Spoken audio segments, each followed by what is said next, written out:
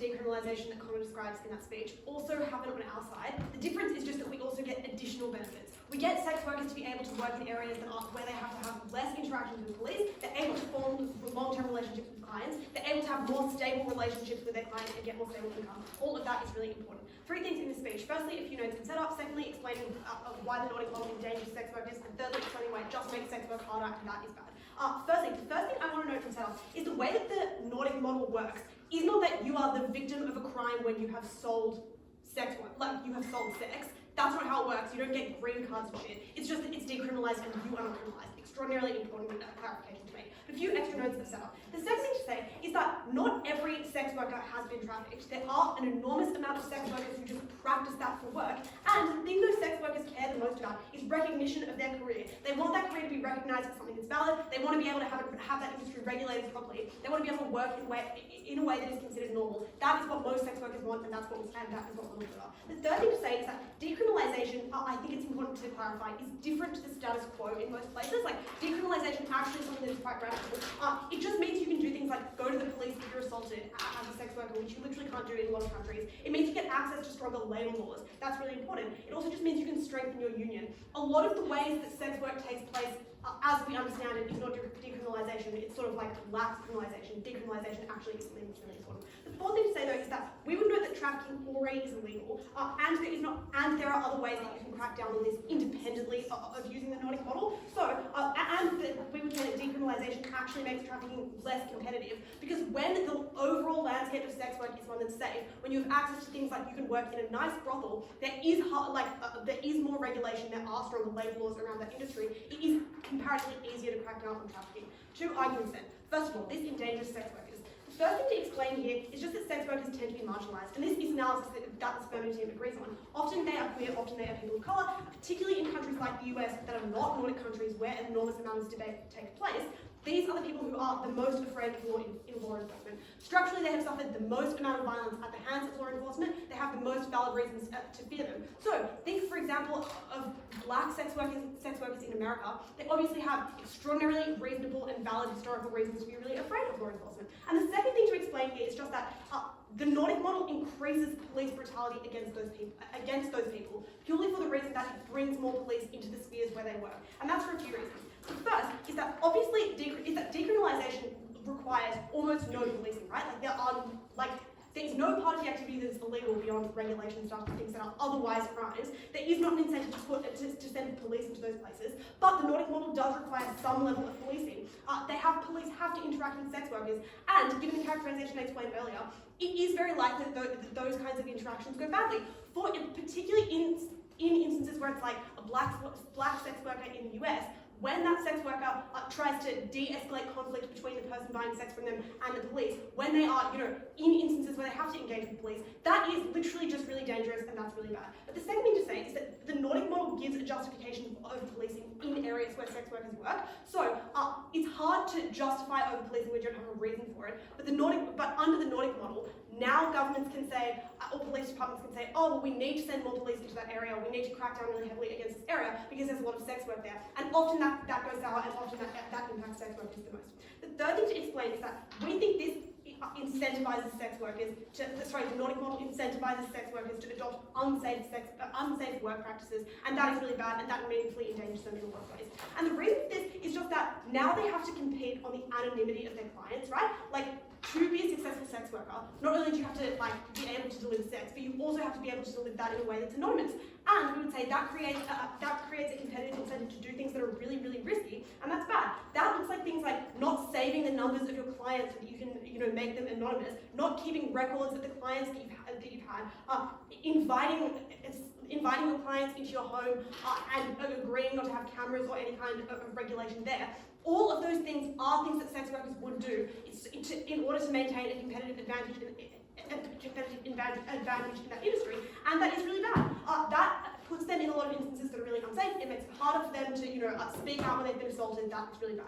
The fourth thing to say, though, is that we would say that this makes it easier for traffickers to keep their victims quiet when they can suggest that there is an element of illegality to what they're doing. When traffickers and pimps can say to their workers, you are going to get me in trouble, you are going to get all of your clients in trouble, and you might get in trouble yourself when the police come, when they're trafficking them, that's worse. They don't speak up, that is really bad. The final thing to say here is that we think this makes sex workers' unions worse at protecting sex workers because now they have to protect clients, and that's really harmful, right? Like, often clients are far wealthier than sex workers, but now the unions have to operate in a way that means that, like, in a way to ensure that sex workers can protect their clients. That's really harmful. At the end of that, this immediately endangers an enormous amount of sex workers, and that's really bad.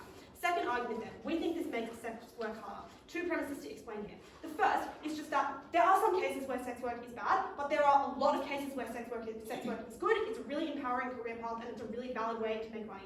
Four things to say here. The first is that often people don't choose sex work because they have been trafficked or even out of like abject desperation. Often they choose it because it is a valuable career path that fits their reasons. And there's two reasons why this is true. First of all, sex work gives, like, even if the pay is similar to other jobs, the fact that the hours are flexible means that a lot of people choose it over things like retail. And that is a totally valid choice for people to make to fit their lifestyle. But second of all, you can build up your pay by establishing relationships with clients, which means you have more autonomy over the kind of work you do. The decision to opt into sex work for that reason, as opposed to things like retail or cafe work, is not something that's made out of desperation or coercion. It is made for totally valid reasons. But the second thing to say is that we think sex work unions are particularly good in our world, and that's because it's a pretty niche industry. I mean, there are a lot of other quite niche industries that are very effective at ensuring the safety of their workers, and that's just for the reason that they can target particular issues. So, for example, mental health workers have a really strong union because they can connect with each other among networks, they can identify very specific problems, and sex workers unions are, in our world, really good at doing that. It's different in their world because now they have to operate to protect clients, and that murkies the ability to do that. But the union typically is really strong, and that's good. Thirdly, harassment and assault, we would say, happen in other industries too, but it is possible to build in protections in sex work. So, for example, first of all, you have a really strong union, but second of all, by having regular clients, it is easier. Like, obviously there is some risk of assault, that risk exists everywhere, but we think sex work as a field actually is really good at ruling out those risks and mitigating them, and that's really important. But the fourth important note to make is just that sex work exists in both worlds, we think. Like, they never explain why no sex work will exist in their world beyond the fact that the demand is slightly reduced. Our side just gives them more protection, and that's good. Second thing to explain here, why does the Nordic model make sex work worse? A few things to say. First of all, it makes it more unstable when your clients rotate, because if clients don't want to have a predictable pattern of behaviour, you're less able to keep them, and it's quite hard to replace them, right? You just have less clients, first of all, which means you literally just have less money, but also, often people who can't, afford to have a criminal record, people who get a lot out of sex work, now just don't purchase sex work. That makes the entire industry more unstable. Second of all, as we explained, the union is weakened. But thirdly, we think in our world there is more public buy-in to sex work, and that's easier, because the Nordic model makes it easier to argue that sex work is bad and we prefer to rule out all of it, which just means that it's harder to do things like have proper policy conversations about how to regulate the industry, about how sex work can be a really valid career path. But fourthly, we think it is harder for sex workers to advocate for themselves and to talk about their experiences when they know that doing that puts their clients who they have long-term relationships with and often like a lot in criminal danger. In our world, it's far easier to get those kinds of discussions, it's far easier to make the industry far safer. For all those reasons, we totally agree.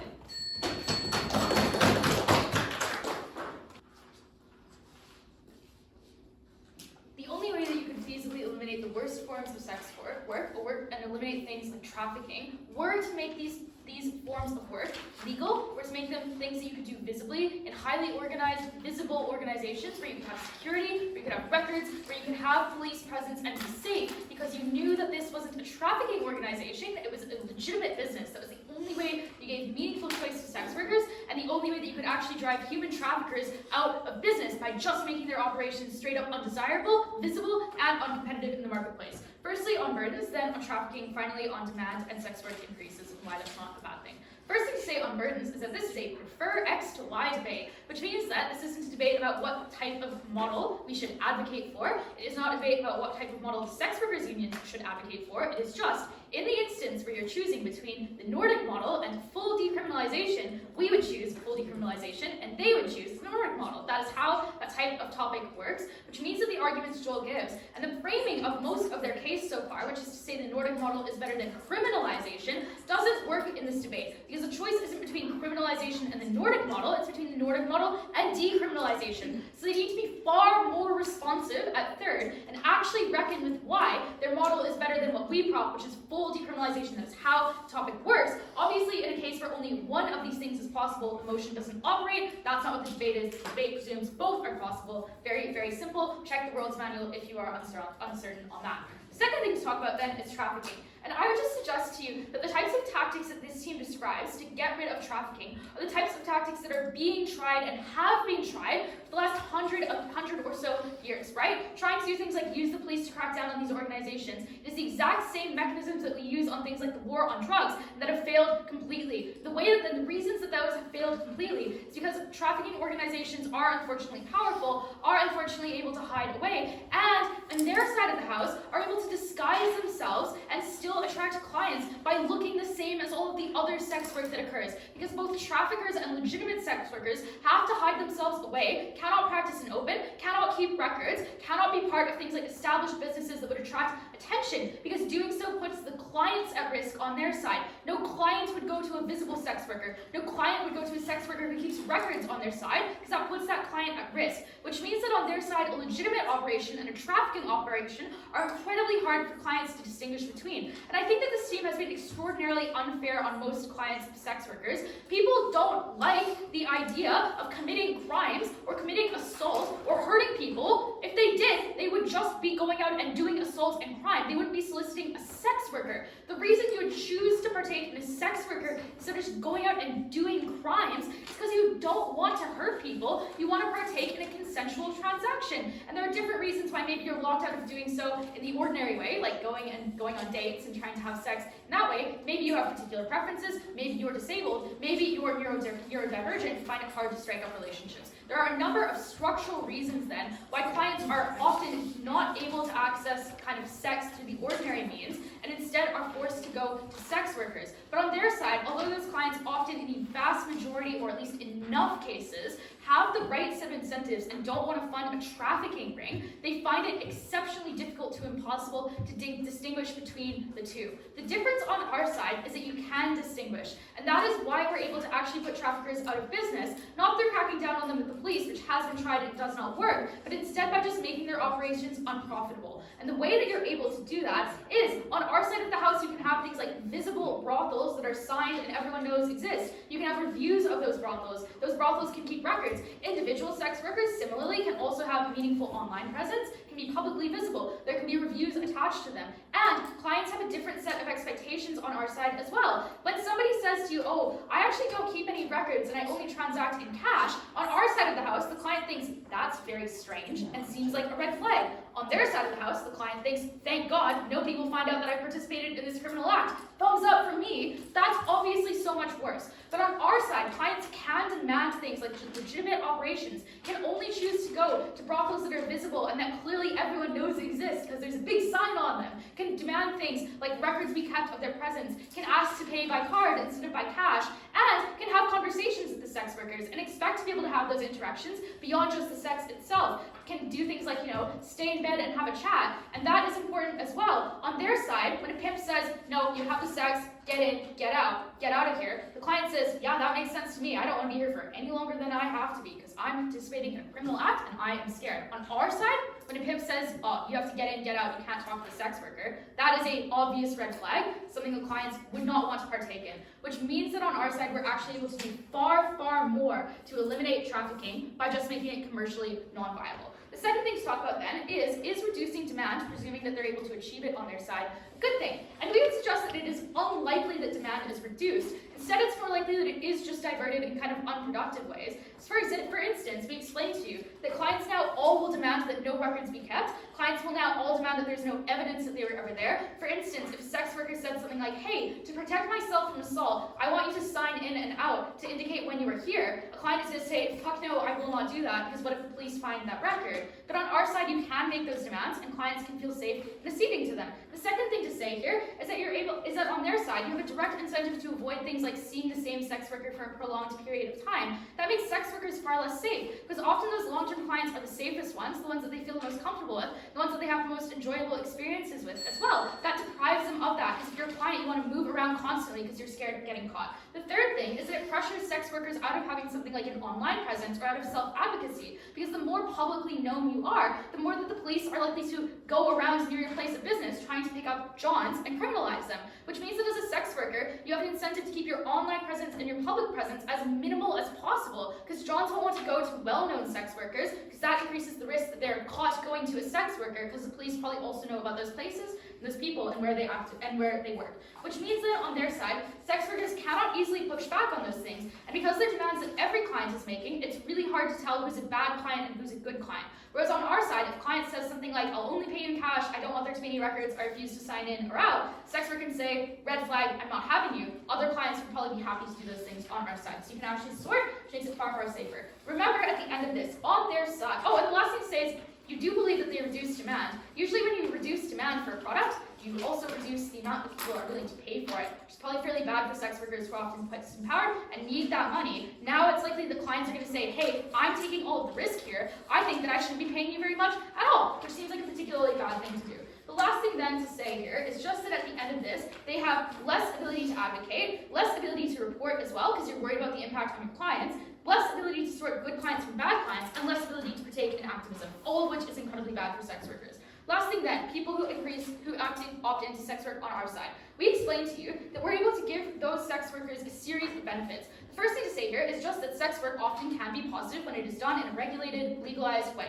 You can have things like access to flexible hours that allow you to manage your caring responsibilities. You can actually reduce your own vulnerability by getting access to higher wages or more stable employment than you would otherwise have the option to do so. For instance, you're less vulnerable to housing instability, less vulnerable to coercive bosses, less vulnerable to a lack of education, less vulnerable to a lack of healthcare, and less vulnerable to a lack of legal knowledge when you have more money, which allows you to access all of those services. So sex workers on our side and poor people on our side who choose to opt into sex work are better able to reduce their vulnerability and actually protect themselves. Incredibly, incredibly meaningful, and it means that they can do this in a visible, reviewed, and regulated space instead of being pushed to do it in dodgy areas with dodgy people like they do on their side. At the end of the day, we got people a better form of employment sometimes. We did by far the most plausible thing to reduce human trafficking, and we ensured that these people were able to be empowered, were able to be safe. Unfortunately for side affirmative, they haven't read Revolting Prostitutes. Very fortunately for side negative, we have read Revolting Prostitutes, and what that allows us to believe is that what sex workers care the most about are two things. Firstly, having job stability like literally anyone else in the world, but secondly, their job being destigmatized and people believing that their decision to opt into a career that they've decided to opt into is one that is valid and is one that is legitimate. And I think it is untrue when Affirmative says that sex work will never be accepted, it'll never be normalized, and it'll never be legalized, because there are many reasons to believe that trajectory society is currently on is such that this is becoming a career that is increasingly normalized, that's increasingly accepted, and that increasingly more women are realizing is actually a really efficient and good way to make money, particularly given the other options are incredibly grim. So, what are the ways that side negative is able to win this debate? The first thing to note is that sex workers, as both teams concede, are going to exist on both sides. And that's because the barrier to entry to sex work is relatively low, which makes it appealing for people who are uneducated and need money. But the second thing to note is that the priority from both teams is clearly increasing the safety of sex workers. And what we've been able to prove to you down the bench, and what I'm going to prove to you in my speech, is that decriminalisation uniquely means the amount of people that buy sex increases. And that's because people are now less scared to buy sex, because if they're found out that they've done that, they're not going to be criminally charged. And that means that there's an increase in the demand for sex work, which means that more women are likely to opt into becoming sex workers to fill that gap in the market. And what that means is that the industry increases in size. When the industry increases in size, it makes it easier to increase the safety because you have more numbers in your union. It makes it easier to get people politically on board because more people are buying sex. But it is a conversation that is more normalised because it is treated as a genuine career. Finally, their win condition is that people opting out means that they're safer. Unfortunately, the hamartia with that argument is that people who are the most unsafe in this industry are the least likely to be able to opt out of it. And that's because they're the ones that desperately need the money to feed their families and pay their rent. The people who are most likely to be able to opt out of unsafe situations are those who are the most privileged. So that argument falls down. Two questions in this speech. Firstly, is sex work actually good? And second of all, what's the impact on trafficking? Firstly, let's talk about if sex work is actually good, splitting this clash into four things. Firstly, on the conditions, secondly, on the entitlement to women's bodies, thirdly, on unions, and finally, on probable cause to catch and criminalise sex workers. Firstly, let's think about the conditions of sex work and how bad it actually is. And if my introduction hasn't made it clear, I think that sex work is not nearly as terrible as the Affirmative team thinks. Because they tell us that there are terrible conditions, there's high chance of STIs and sexual assault. That is obviously true. There is a chance of sexual assault and there is a chance of an STI. However, what decriminalisation uniquely does is increase the amount of options that sex workers themselves have to opt in and out of in this industry.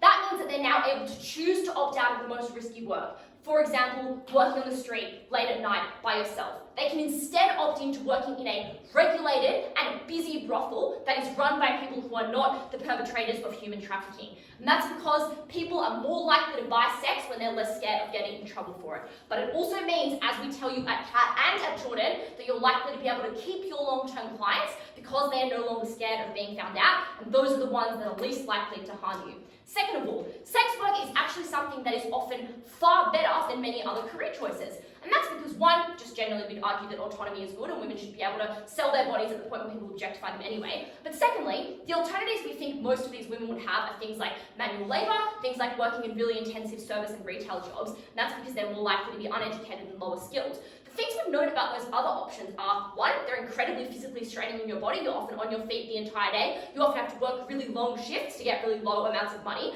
But second of all, they're often incredibly inflexible, which means that if you have a family, for example, caring for them is way, way harder when you don't have the access of being able to work 2 hours for $500 versus 10 hours for $500. Obviously, we'd prefer the former. But finally, I think this is an uncomparative claim from side Affirmative, because all work is obviously dangerous. Obviously, sex work has unique harms, and we're not denying that. But the good thing about sex work is that everyone is so cognizant of the harms because media is so conservative pilled. So because media is always like, sex work is terrible, women are in danger, here are the harms of assault, everyone is uniquely aware of the kind of harms they have when they opt into sex work. Not everyone is aware of them, but the majority of people are. We would argue that in the same way you don't understand that you're selling your soul when you start working for McKinsey, similarly you don't understand that you're selling you understand in the same way that you're selling your body when you opt into sex work. Secondly, they tell us that people are going to feel increasingly entitled to women's bodies. One, that is unbelievably uncomparative. Increasing sex work doesn't increase people's levels of entitlement to women's bodies. In fact, the opposite is true, because now people realise that this thing has value. They realise that this thing has comparative and different levels of value. They realise because of the options that are given to people that some things are worth more than others, and it becomes a regular industry, which means that people attach financial meaning to it. But second of all, at the point where women are as objectified as they are under the status quo, fucking let them profit from it. At the point where someone's going to ogle you anyway, you may at least be able to make money out of that thing. Thirdly, let's talk about the power of unions. Why they're better on our side. One, more workers equals more membership. Two, you get more public buy-in, and that's because more people are selling and buying sex, and that means more people are going to buy into your rhetoric. But thirdly, the sex work union is actually uniquely united, because the kind of things sex workers care about are relatively universal, like they care about contraception, they care about access to like free condoms and things like that. That is something that makes that specific union quite different to, for example, the teachers' union, because their circumstances are relatively similar, given the fact that their jobs are quite similar compared to other careers. Finally, though, on catching and policing sex workers, because their claim is that it's easier to catch sex workers on our side. No, the opposite is true, and that's because the incentive to go into someone's home and catch them exists when there is a criminal penalty for buying sex. Under our side, there is no criminal penalty either side, so it's unclear to me what incentive the police have to barge into someone's house if they're going to barge in because they're suspected of drugs. That's true on both sides. However, their side gives them a unique extra thing to barge into that house for. That argument, I think, is pretty unclear. Finally, let's talk about trafficking, because I think they hang their hat on this argument. Firstly, why is trafficking less likely on our side? And second of all, what happens on their side? Firstly, why is trafficking less likely on our side? One, decriminalisation, as I've already proven, increases the supply and demand of sex. That means that the amount of brothels is increased, and that means that competition is increased. And we know, generics Econ 101, that when competition increases, it means that people can opt in and out of different businesses if they're being particularly exploitative. But, as Jordyn explained, some brothels can now advertise as being human trafficking, sex trafficking free, and they're more likely to be more successful because people on net are anti-human and sex trafficking. And so that means the brothels that are more likely to be successful are the ones that are anti-sex trafficking and don't do that thing. That means that the ones purely reliant on sex trafficking are likely to go under, and they're the ones that will then eventually be bad. Finally though, Gypsy then says, well, people generally feel icky about opting into sex work, so they want to be public on both sides. I think the first thing to note here is that, yes, maybe some people are icky about sex work, and maybe some people are icky on both sides, but I think people are far more likely to be skeptical of human trafficking than they are of sex work, because human trafficking is something that's deemed universally terrible and abhorrent, but I don't think sex work is on the same platform there. Finally, what happens on their side? 1, less sex work equals less choice for workers. 2, sex work is much more likely to go underground. That means that there is zero incentive to disclose if you're trafficking or not. The people who remain are the ones who are the most desperate, because they're the ones who are most likely to have been victim of human trafficking. Human trafficking is obviously going to occur on both sides, but at least on our side there is more support from those who have been human trafficked, because the industry itself is bigger. That means there are other sex workers that can support you. It means your union is bigger. At the end of this debate, sex work is something that's going to exist on both sides of this debate. It's something that we should allow women to opt into, because it's empowering and it makes them a hell of a lot more money than working out at Walmart in the game.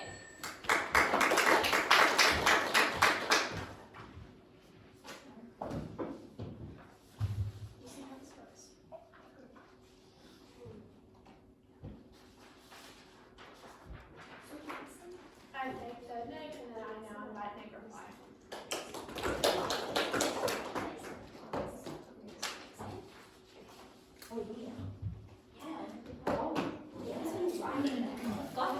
Yes.